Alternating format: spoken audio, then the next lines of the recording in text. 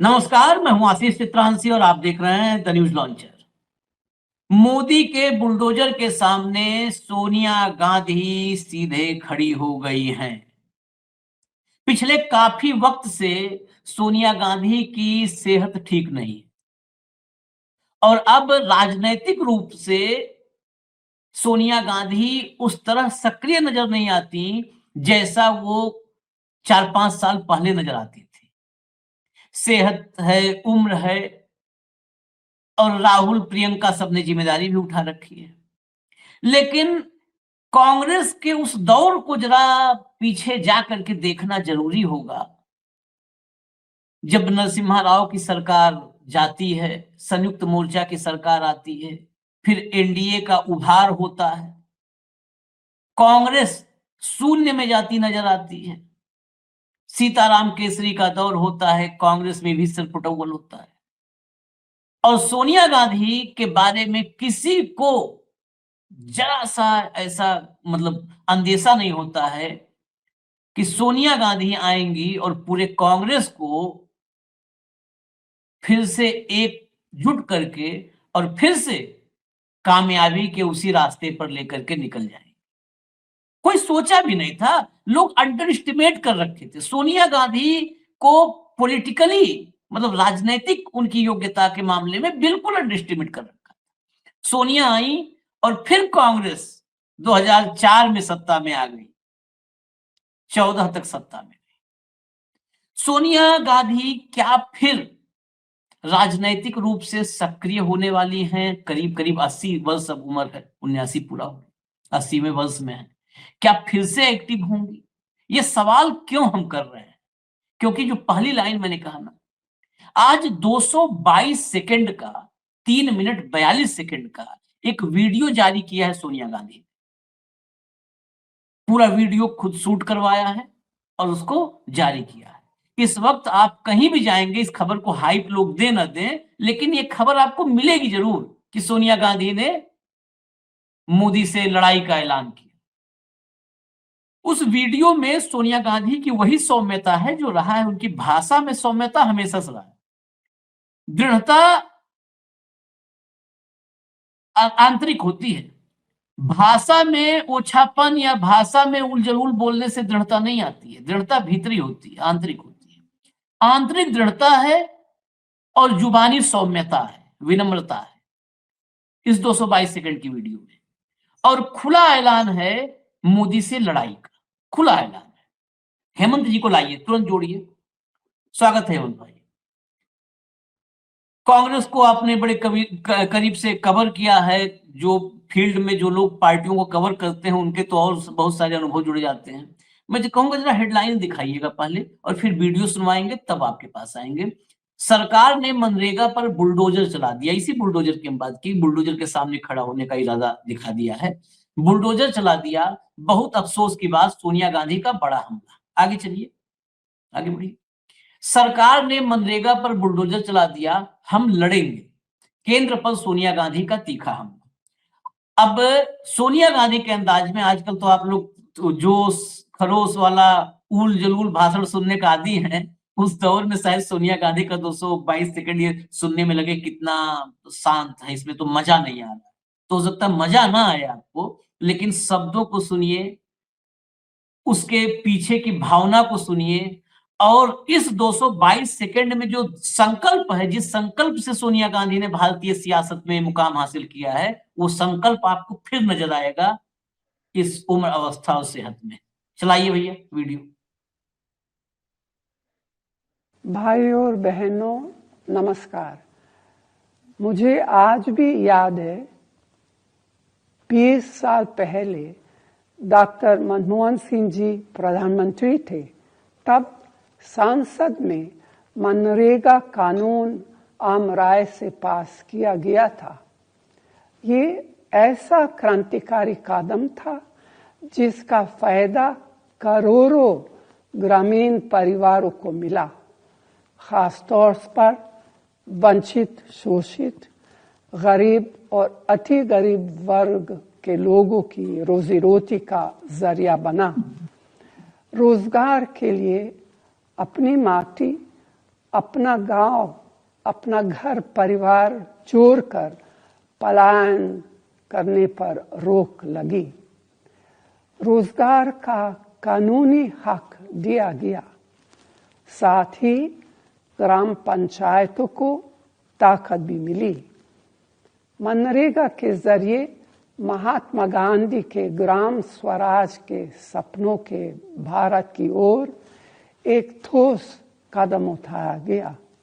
पिछले 11 सालों में मोदी सरकार ने ग्रामीण क्षेत्रों के बेरोजगार, गरीबों और वंचितों के हितों को नजरअंदाज कर मनरेगा को कमजोर करने की हर कोशिश की, जबकि कोविड के वक्त ये गरीब वर्ग के लिए संजीवनी साबित हुआ।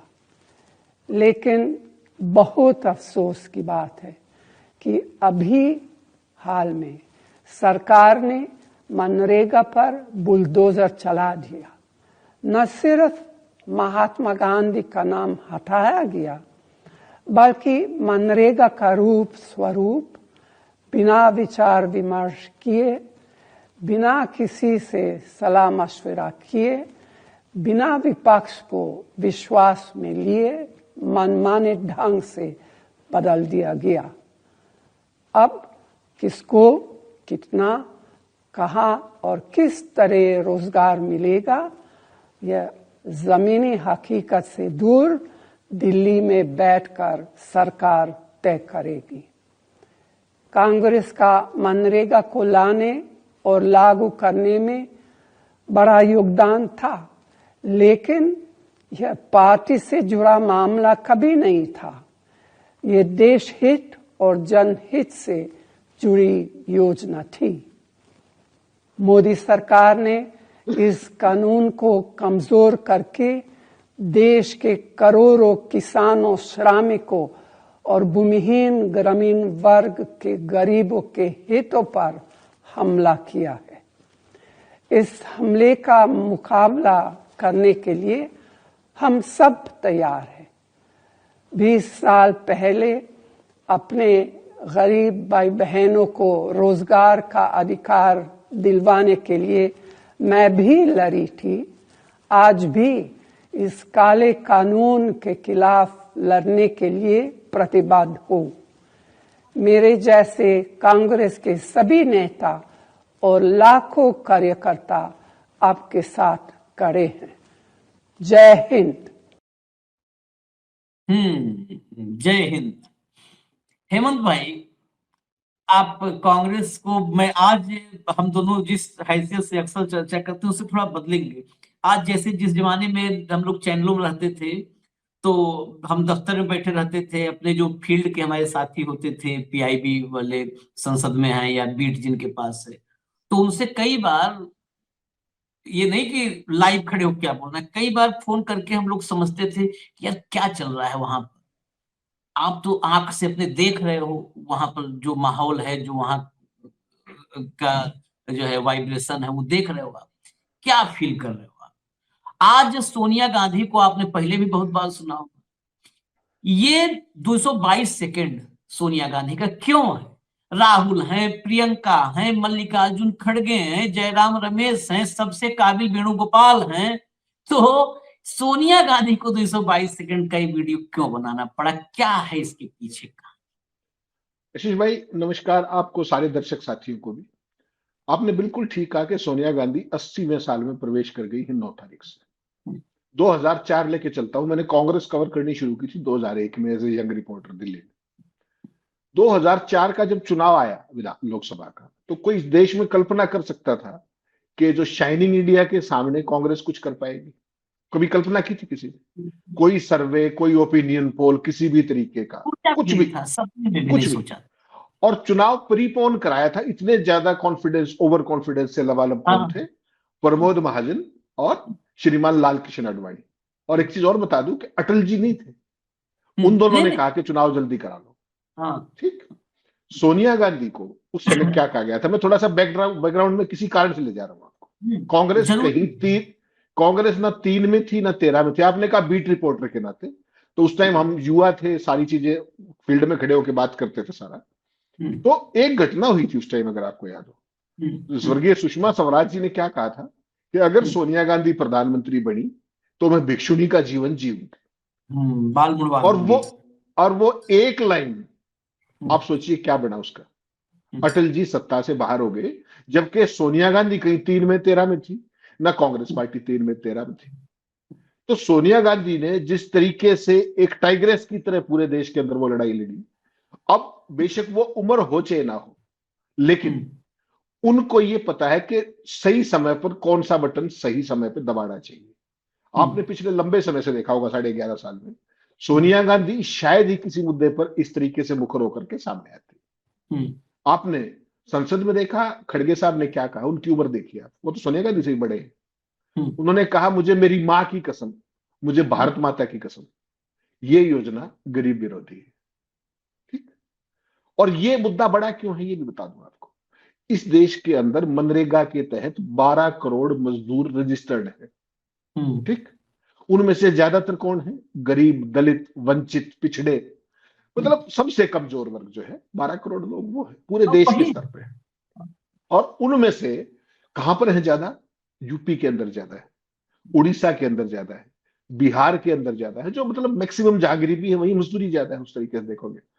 तो बेसिकली क्या है कि ये जो पूरा कंसेप्ट था, आपको ध्यान है उस समय एक एनएसी बनाई थी सोनिया गांधी ने, नेशनल एडवाइजरी काउंसिल, जिसको वो चेयर करते थे।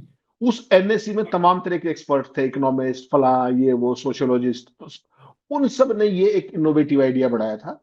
और पूरी दुनिया के स्तर पर वर्ल्ड बैंक से लेकर आईएमएफ तक सब ने गरीबी हटाने से लेकर के रोजगार प्रदान करने तक का। हकीकत में लोग ये कहते हैं कि डॉक्टर मनमोहन सिंह ने जो राइट बेस्ड गवर्नेंस की थी, उसकी अगर शुरुआत देखोगे तो यहां से हुई थी, राइट टू एम्प्लॉयमेंट, महीने साल में 100 दिन का काम। और ये क्या था, इसको ज्यादा तकनीकी उसमें नहीं फंसाऊंगा मैं, पॉलिटिकल पे आ रहा हूं कि ये डिमांड ड्रिवन स्कीम है कि जितना गांव के अंदर काम हो उस डिमांड के हिसाब से जो है लोग काम की मांग करेंगे, सरकार काम देगी। अब इसको उल्टा कर दिया, इस पूरे कंसेप्ट को। ग्राम सभा पहले क्या थी कि ग्राम सभा उसको सबसे पहले प्रोजेक्ट वो करेगी, कंसेप्ट के भाई हम यहाँ क्या क्या काम करा सकते हैं मनरेगा के तहत। ठीक। और उसके तहत काम मिलेगा, डिमांड जितनी होगी उसके हिसाब से। अब उल्टा कर दिया, अब अवेलेबिलिटी ड्रिवन कर दिया कि मजदूरी की अवेलेबल, और उसमें भी 2 महीने जब खेती का समय होगा तब आपको मनरेगा का काम नहीं मिलेगा, या जीराम जी जो भी आप इसको कहेंगे। ये जीराम जी भी बड़ा खेल है इसके अंदर, इस पर भी आऊंगा मैं।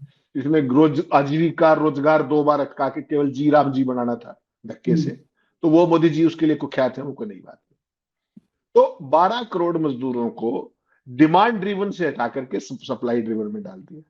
और इसके अंदर जितनी भी कमजोरियां आप ढूंढ सकते हैं, पहले ग्राम पंचायत को फैसला करना था कि हमें क्या काम करना है, अब दिल्ली की मोदी सरकार बैठ के बताएगी कि क्या काम होना है आशीष चित्रांशी के गांव में, आपके शहर में नहीं, आपके गांव में। मोदी सरकार को ये नहीं पता कि दिल्ली में बैठ करके उसकी महकमों में क्या हो रहा है, वो गांव का बताएगी कि वहां पे क्या हो रहा है। देख रही है ना आपने, स्मार्ट सिटी कितने जबरदस्त देखे पूरे देश में, हर तरफ स्मार्ट सिटी है, सारा काला धन आ गया। वही सारी की सारी चीज इसमें पहली बात है। तो डिमांड ड्रिवन से सप्लाई ड्रिवन। उसके बाद जो सबसे बदतमीजी का काम किया वो क्या किया कि 60% पैसा केंद्र देगा और 40% अपने राज्य देंगे। राज्यों के पास की तो हालत ये है कि जो जीएसटी का पैसा उनको टाइम पे मिलता नहीं। ठीक। और 90% केंद्र दिया करता तो भी दिक्कत थी उनको 10% देने में। अब इन भाइयों ने, क्योंकि अनर्थ शास्त्री बहुत बड़े बड़े हैं यहाँ पे, निर्मला सीतारमण से लेके बड़े बड़े अनर्थ शास्त्री, वो जो 10% था राज्यों का हिस्सा उसको 40% कर दिया। कहां से लाएंगे राज्य? राज्यों को वेतन और पेंशन देने के तो लाले पड़े हुए हैं सारे देश में। आपने ये महिलाओं बाल पता नहीं कौन कौन सी योजनाएं करा दी जो 2-2 हजार रुपये फ्री महिलाओं को। ठीक। तो वो सारे का सारा बेसिकली जो डिसेंट्रलाइज था उसको सेंट्रलाइज कर दिया, सारी की सारी ताकत राज्यों की खत्म कर दी और राज्यों की जवाबदेही बढ़ा दी, 10% से बढ़ा के 40% कर दिया। तो आप सोचिए वो कहां से क्या करेंगे। जीएसटी का पैसा उनको टाइम पे नहीं देते। खेती के कटाई के समय में 60 दिनों का अनिवार्य विराम दे दिया। फिर कहते हैं डिजिट दिक्कत क्यों हुई, क्यों मनरेगा क्यों बदला, कि उसके अंदर तमाम तरह की गड़बड़ियां थी। अरे भाई साहब गड़बड़ियां थी तो ठीक कर लेते। सारी टेक्नोलॉजी, मोदी जी तो ई गवर्नेंस और डिजिटल भारत के माहिर है, पता ही है आपको, हर जगह कमाल कर रखा है। कल सीएजी की खबर पड़ी थी कि नहीं कि जितनी स्कीमें हैं उनमें अंधाधुंध पैसे बांटे जा रहे हैं, कोई वेरिफिकेशन नहीं है। आशीष चित्रांशी को भी बाल सखी योजना में 10,000 रुपए आ गए, कर लीजिए क्या करें, आपको आएंगे नहीं कभी भी, लेकिन उदाहरण के लिए कह रहा हूं। पुरुषों को महिलाओं की स्कीमों में पैसे आ रहे हैं, ये सीएजी कह रहा है, हेमंत खत्री चित्रांशी नहीं कह रहे, सीएजी ने कल की रिपोर्ट में कहा। फिर कहते हैं कि डिजिटल और तकनीकी चीजें इसमें, अब क्या कहते हैं, biometric, AI audit, digital tracking, इसको जब आप लागू करोगे तो उड़ीसा के सुदूर गांव में कहां पे कितना नेटवर्क है, ठीक। महिलाओं और अनपढ़ मजदूरों का क्या होगा, वो बेचारे इस बायोमेट्रिक, एआई ऑडिट और डिजिटल ट्रैकिंग के चक्कर में इससे दूर ही हो जाएंगे, कटी जाएंगे योजना से। और जैसा लाखों जॉब कार्ड ये पहले डिलीट कर चुके हैं, ये भी आपको पता है। तो डिजिटल ट्रैकिंग के नाम पर हर चीज में डिजिटल घुसा दो, हर चीज में ई घुसा दो, कितना करप्शन रोका है वो सारे देश को पता है। फिर इसमें महिलाओं का, दलितों का, भूमिहीन मजदूरों का, उनकी जो हिस्सेदारी थी पूरे, अगर आप कंसेप्ट में देखेंगे मनरेगा में, उसमें 50% से अबव थी। अब जब ये नए बदलाव होंगे तो उनकी सुरक्षा, वो तो डिजिटल में ही फंसा के छोड़ दोगे उनको, तो उनका सशक्तिकरण और पलायन और शोषण सारी चीजें बढ़ेंगी। जब आपकी सारी चीजों में ट्रैकिंग और फलाना कर देंगे तो गरीब आदमी तो शोषण का ही शिकार होगा ना। आपको पता है ब्यूरोक्रेटिक सिस्टम किस तरीके का है, गरीब का तो लहू चूसने में कोई कसर नहीं छोड़ता। फिर आप सबसे महत्वपूर्ण बात की कि रोजगार की गारंटी थी 100 दिनों की, रोजगार की guarantee, guarantee was the word specifically mention, संविधान प्रदत्त गारंटी थी वो। अब जो आपने 125 दिन कह तो दिए, लेकिन गारंटी शब्द का है, गारंटी शब्द केवल कॉस्मेटिक है, क्योंकि पहले भी 100 दिन काम बहुत कम लोगों को पता था, और 125 का तो दिमाग ही भूल जाओ। ना सरकार ने किसी समाजशास्त्री से पूछा, ना किसी अर्थशास्त्री से पूछा। मोदी जी को रात को ट्रंप की तरह सपना आया और उसको खटाक से बदल के खत्म कर दिया। इससे कोई फायदा नहीं होने वाला, ना किसी को रोजगार मिलना, ना कुछ और मिलना। सामाजिक प्रभाव के लिहाज से देखेंगे आप तो ग्रामीण गरीबों, खासकर महिलाओं और वंचित वर्गों के लिए ये जो योजना है वास्तव में बुलडोजर की तरह है, रगड़ के रख देगी। डिमांड ड्रिवन योजना को आप सप्लाई ड्रिवन योजना बढ़ा रहे, कोई पढ़ाने वाला बताने वाला है कि नहीं इनको पढ़ो को। आई उसने क्या नाम है अपने, जो वर्ल्ड बैंक और आईएमएफ, सब ने ये बात कही कि इंडिया के अंदर गरीबी मिटाने के लिए सबसे बड़ा क्रांतिकारी काम इस योजना ने किया। और उस टाइम डॉक्टर मनमोहन सिंह थे। इस योजना को लागू कराने के लिए मुझे अच्छे तरीके से ध्यान है कि कितनी बार एनएससी की तरफ से सोनिया गांधी को उनसे इसके डिफरेंट फाइन प्रिंट्स में बात करने के लिए खुद जाना पड़ा डॉक्टर मनमोहन सिंह के साथ, ठीक। लेकिन वो अर्थशास्त्री थे, वो समझते थे, देश की तासीर को भी समझते थे। वो गरीब माँ का बेटा नहीं बताते थे खुद को, वो मोदी से ज्यादा गरीब बैकग्राउंड से आए थे, लेकिन वो अर्थशास्त्री थे।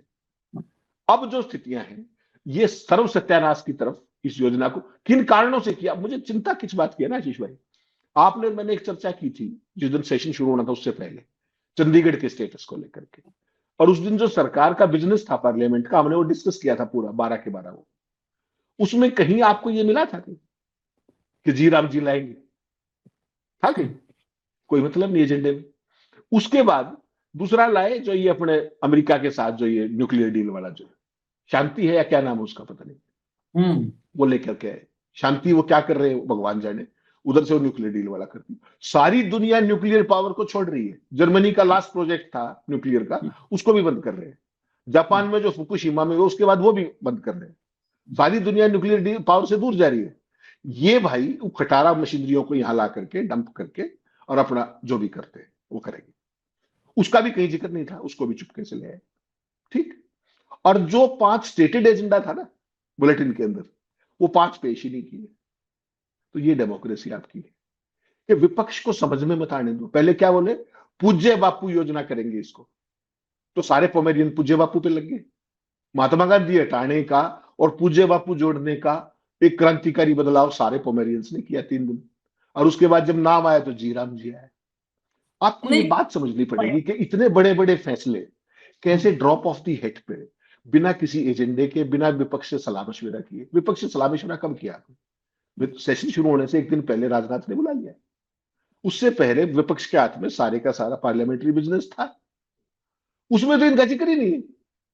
और आप ले, चाहे शांति हो चाहिए, दोनों के दोनों पास करा दिए धक्के से, कर लीजिए क्या करेंगे। डेमोक्रेसी कहां बचे? इसको जो भी कुछ आप कहें, ये बेसिकली मोदी जी के लिए एक, मैं गारंटी आपको आज कह रहा हूं, अभी तो राहुल गांधी ने जर्मनी से एक ट्वीट किया, तो अपने क्या नाम है खड़गे साहब ने पार्लियामेंट के अंदर जो कुछ बोला, प्रियंका ने जो कहा नहीं कहा, 27 तारीख को कांग्रेस पार्टी इस वर्किंग कमेटी की मीटिंग बुला रही है।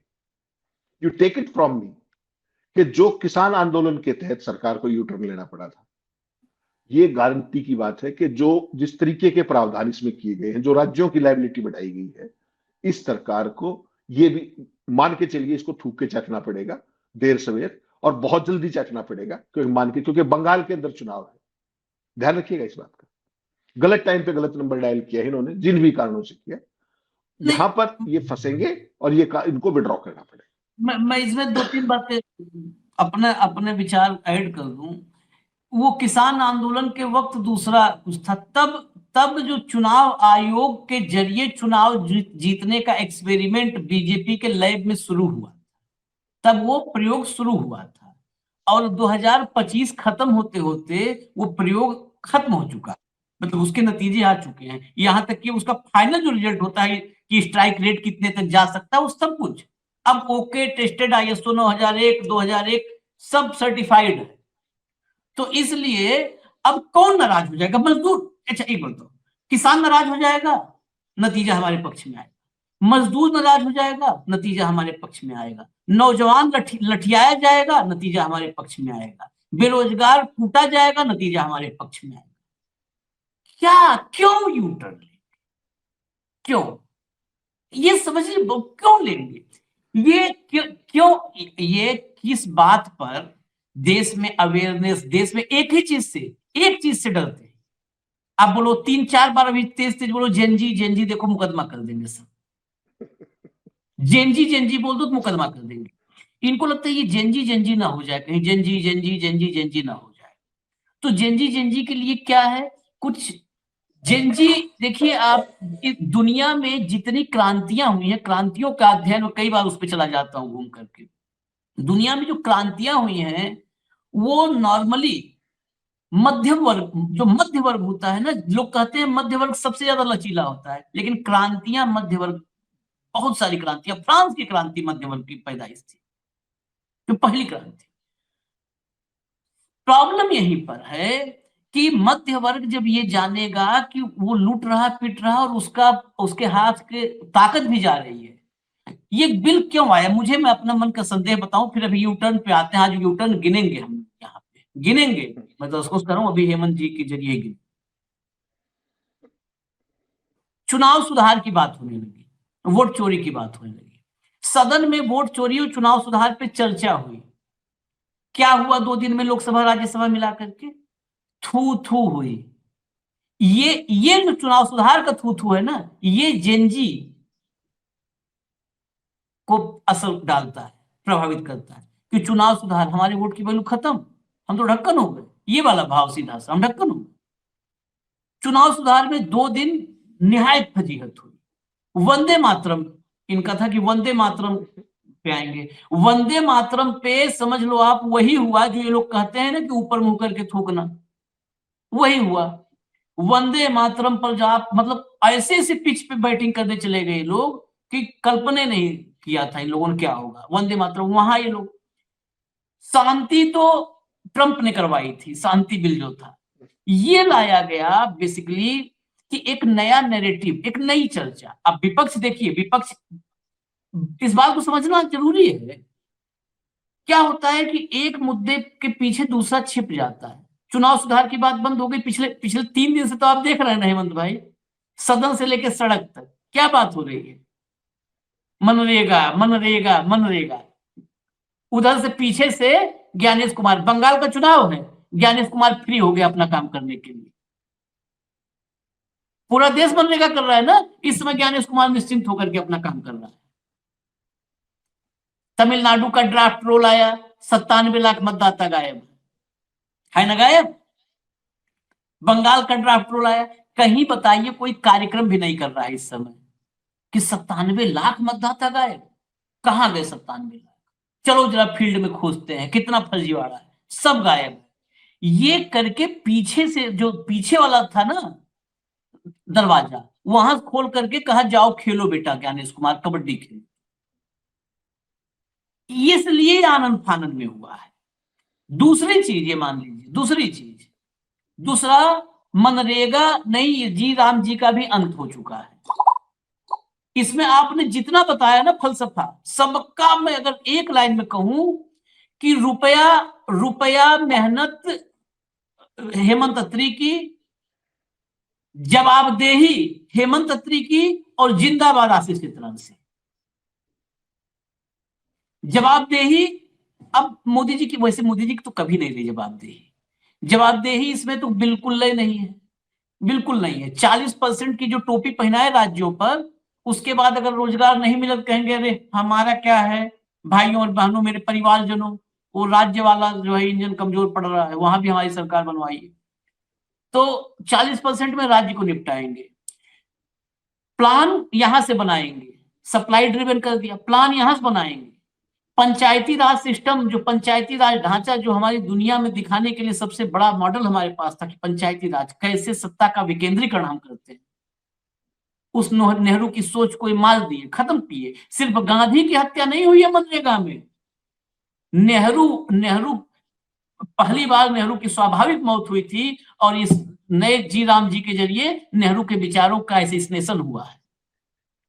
इसमें आप एक पहलू, सारे बड़े काबिल नेता हैं, उनकी काबिलियत नहीं, लेकिन एक विषय पे किसी ने चर्चा नहीं की कि हमारे देश में सत्ता के विकेंद्रीकरण का, पंचायती राज का जो उपकरण नेहरू लाए सन 1959 में, उस व्यवस्था को ध्वस्त करने ये कवायद है। पूरी सत्ता सेंट्रलाइज हो जाएगी, डिसेंट्रलाइजेशन खत्म, सेंट्रलाइज हो जाएगी।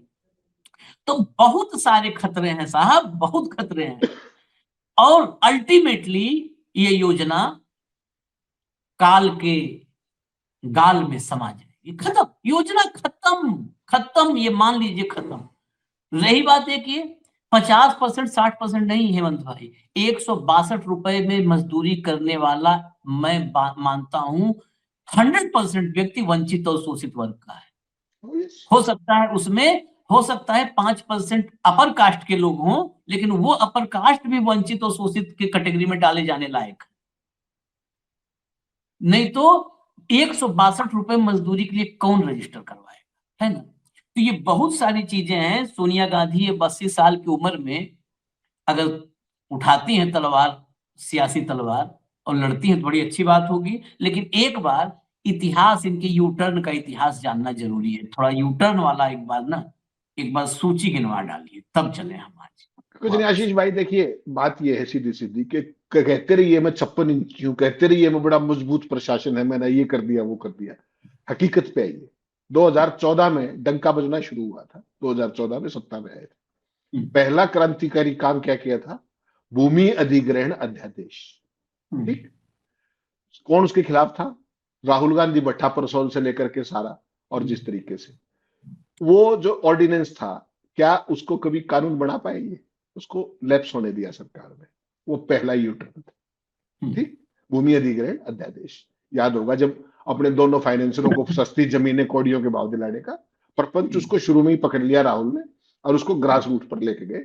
सिंगल हैंडेडली राहुल गांधी का, कांग्रेस पार्टी का था। फिर चलिए 3 कृषि कानून 2020-21 में क्या क्या ड्रामा किया था? वो था एग्रीकल्चर को अपने फाइनेंसरों को सौंपने का खेल। वापस हुए कि नहीं हुए? तपस्या में कोई कमी रह गई, वापस हुए। ब्यूरोक्रेसी के अंदर संघियों को बैकडोर से भरने का कार्यक्रम, लेटरल एंट्री स्कीम, याद रखिए, भूलिएगा मत। आप तो आंदोलन की बात कर रहे, सोनिया गांधी की बात करते। 2024 का रिजल्ट आया और राहुल गांधी ने एक ट्वीट किया था केवल लेटरल एंट्री में, कि किस तरीके से जो लोग जो लायक है उनको छोड़ करके किस तरीके से मोदी सरकार पिछले गेट से ब्यूरोक्रेसी को वो कर रही है। रातों रात वापस हुआ कि नहीं हुआ? जितेंद्र सिंह ने ट्वीट किया था, याद होगा, कि लेटरल एंट्री स्कीम प्रधानमंत्री जी ने विड्रॉ कर ली है, क्योंकि एक ही बात थी उसमें SC OBC जितने भी जिनका जिक्र मोदी वो राहुल गांधी करते हैं, उन सबका वो था, वो थे ही नहीं उसके। फिर याद कीजिए तो 2024 ब्रॉडकास्टिंग सर्विसेज रेगुलेशन बिल क्या हुआ था? ड्राफ्ट बिल आया था to regulate media and digital content और सारी चीजें, चुपचाप उसको गोल कर दिया गया, कहीं कुछ नहीं आया अब तक तो। उसके बाद यूनिफाइड पेंशन स्कीम UPST 2024 के अंदर, उसको चुपचाप जाने दिया गया या नहीं जाने दिया गया? उसके बाद indexation benefit on long term capital gain, याद होगा आपको 2024 में बजट प्रपोजल आई इंडेक्सेशन बेनिफिट को दूर करने का, और चुपके से फिर उसको वैकल्पिक कर दिया गया, पहले अनिवार्य किया गया था बजट के अंदर। और फिर पिछले 100 साल से आरएसएस क्या कर रहा था, 100 साल से, बहुत जिम्मेदारी के साथ कह रहा हूं, जातिगत जनगणना को लेकर के मोदी जी के जितने भाषण है वो सारे निकलवा लीजिए, ठीक। और फिर पहलगांव हादसे के बाद सारा देश तो क्या सोच रहा था, और इन्होंने धीरे से क्या कहा कि हम जातिगत जनगणना कराएंगे। 100 साल की पॉलिसी बदलते हुए किसने पूछी, कहां चर्चा की, कुछ नहीं। तो ये मैंने केवल आपको 8 उदाहरण बताए, 11 साल में 8। And you take it from me, ये जो जी राम जी वाला मामला है, आपने कह दिया बंगाल और सारा, इतना आसान नहीं आशीष भाई। बंगाल में ममता बनर्जी बैठी, ज्ञानेश गुप्ता राजीव अग्रवाल को घर से बुला लाए ना, तब भी वो खेल नहीं कर पाएंगे, ये याद रख लीजिएगा मेरी बात। और मुझे हैरानी नहीं होगी कि जिस लेवल पे इस मामले को ओपोजिशन सोच रहा है उठाने की, अगर पूरे अपोजिशन ने इस मामले को उठा लिया तो मान करके चलिएगा बंगाल चुनाव से पहले पहले ये जी राम जी भी मैं आपको दिखाऊंगा इस योजना का क्या होगा। You take it from me, क्योंकि ममता वो नहीं इतनी आसान खिलाड़ी, और बंगाल भी गरीब राज्य है, वहां भी बड़े पैमाने पे मजदूर है। अगर ये नैरेटिव चल पड़ा पूरे देश के अंदर, लैंड एक्विजिशन बिल में तो कुछ था ही नहीं है, केवल ऑर्डिनेंस ही तो आया था, कैसे कोने पे आ गई थी सरकार। तो मुझे लगता है कि इसका जो स्केल है ना 12 करोड़ मजदूरों का, अपने आप में बहुत बड़ा आशीष भाई। और ज्ञानेश गुप्ता और राजीव अग्रवाल कहीं कुछ कर ले, बंगाल में जो अब तक जो फीडबैक है, जो हम भी रोज आप भी देखते हो सारा दिन, वो खेल जो ये करना चाहते थे खेला, वो नहीं कर पाए हैं अब तक। तो आगे क्या करेंगे वो देखा जाएगा, जब आएगा तो उस पर बात करेंगे। मुझे लगता है this is a fit case for a U turn, जिस सरकार का पिछला इतिहास है। छोटे मोटे और भी घटनाएं छोटी मोटी, लेकिन मैं तो ये पॉलिसीगत वो बता रहा हूं जो इन्होंने वापस लिए हैं ओवर ए पीरियड। मैं दावे करने से बचता हूं, और अब आपकी तरफ से भी दावों को मैं थोड़ा सा पीछे खींचता हूं कि ये कर नहीं पाएंगे या कुछ भी नहीं कर पाए हैं। ये करके बताते थोड़ो हैं, ये करके सीधा जश्न मनाते हैं। तो इसलिए मैं कतई भी, मैं उस जोन में पहुंच चुका हूं उस क्षेत्र में कि जहां पर मैं कतई इनको लाइटर मोड में, कभी हल्के में कभी नहीं लेने गलती करता हूं। दूसरी बात, ये यू टर्न इस शब्द को भी, ये सूची हमारे पास आपके पास है, दर्शक भी रखें। यू टर्न को समझना होगा इस योजना के साथ साथ ही। मैंने कहा ये योजना अब कुल मिला के जी राम जी नहीं, ये जी राम जी कहा जा रहा है, दरअसल ये मनरेगा को जय राम जी कर दिया है। जय राम, एग्जैक्टली ये है जय राम जी योजना। जय राम जी जाओ, योजना खत्म। अब ये वापस ले लें या कुछ कर दे, योजना खत्म है तो हेमंत भाई खत्म है। यू टर्न हो, वी टर्न हो, खत्म है तो खत्म है। उसका एग्जाम्पल हम इसलिए दे रहे हैं, इसलिए क्योंकि बहुत प्रैक्टिकल धरातल पे हम लोग चाहते हैं रहे हम लोग की चर्चा में। लेटरल एंट्री बंद हुई, हासिल क्या हुआ, इस देश में खोज के लाइए वो कुर्सी जिस पर संघी न बैठा हो। अरे ठीक है यार, हम बड़ा वाला गेट बंद करना है ना, बंद कर देते हैं, खुश हेमंत जी आप खुश रहो, बंद, बड़ा गेट बंद करना, बंद कर दे रहे हैं। हम खिड़की से कूदा के ले आएंगे, पूरी बारात आएगी खिड़की से, विंडो से कूद के आएगी, क्या होगा? वो अध्यादेश इन्होंने कहा तपस्या में कमी रह गई। किसानों की दशा देख लो जरा, विदर्भ से लेकर के और जहां आपको देखना है, यूरिया की लाइनें देख लो, यूरिया के लिए लाठी खाते किसान देख लो आप, फर्टिलाइजर की लूट देख लो आप, एमएसपी देख लो आप, हासिल किसान को क्या हुआ? नहीं हुआ कुछ। भूमि अधिग्रहण बिल तो रुकवा दिया, वो तो खैर 14 का दौर था, लेकिन अडानी को जो चाहिए वो अधिग्रहण कर ले रहा है। एयरपोर्ट से लेकर के पोर्ट तक जो चाहे वो अधिग्रहण कर ले रहा है, क्या दिक्कत? दरअसल ये लोग बिल से, हम लोग बिल के चक्कर में पड़े हैं, ये सुरंग खोद चुके हैं। हम कह रहे हैं ये बिल का रास्ता बंद कर दो, इधर से सांप घुस जाता है, ये सुरंग बना चुके हैं सब। ये देखिए, इसलिए हम कहते हैं सावधान रहें दर्शक, हम बिल के चक्कर में नहीं पड़ो, सुरंग खोदा है। हम लोग कह रहे हैं सांप का ये बिल है, अरे भाई साहब सुरंग है, सुरंग। इसलिए इन सबसे बहुत सावधान रहिए, सावधान रहिए, सतर्क रहिए। अब वो आगे कौन सीरियल होता था, जागते रहिए सन्नाटे में सनसनी। हमको इजाजत दीजिए, हम तो जगाने की कोशिश करते रहेंगे। और कोई एंगल हमारे और हेमंत जी के बैठने पर हमारी कोशिश ये रहती है, हम लोग सामान्य बुद्धि के लोग हैं, कोशिश रहती है कि कोई एंगल कोई डायमेंशन छूटे ना। हमको करेक्ट करना है, हमारी बात को काटना है तो हेमंत जी काटते हैं, उनकी बात पे हमको अपनी बात रखनी है तो हम रखते हैं। इसीलिए यही परंपरा हम चाहते हैं देश में हो, ऐसे ही बिल भी पास हो। यहाँ तो हम मित्र होकर के एक दूसरे की बात पर बात रख देते हैं, वहां पे तो दुश्मन है, उनको तो बोलने दो भाई। इजाजत दो हमें भैया, धन्यवाद, बहुत बहुत धन्यवाद हेमंत जी, नमस्कार।